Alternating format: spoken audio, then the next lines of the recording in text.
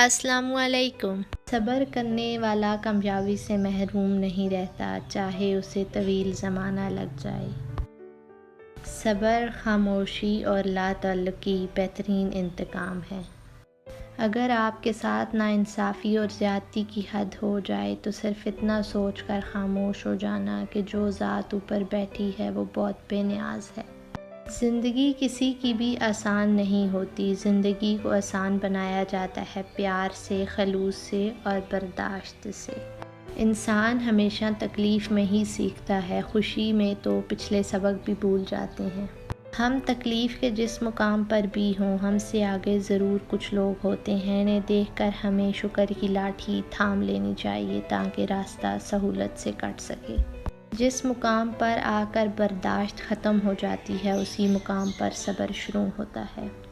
دکھ میں کبھی پچھتاوے کے آنسو مت بہاؤ، بلکہ یہ سوچو کہ تم وہ خوش نصیب ہو جس کو اللہ نے آزمائش کے قابل سمجھا۔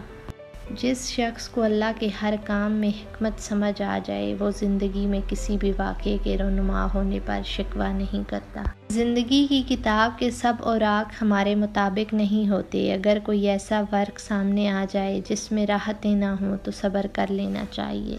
صبر اور نماز سے مدد لیا کرو، بے شک اللہ صبر کرنے والے کے ساتھ ہے۔ زندگی میں بعض اوقات کسی پریشانی کا آنا آپ کو بہت سی پریشانیوں سے بچانے کے لیے ہوتا ہے۔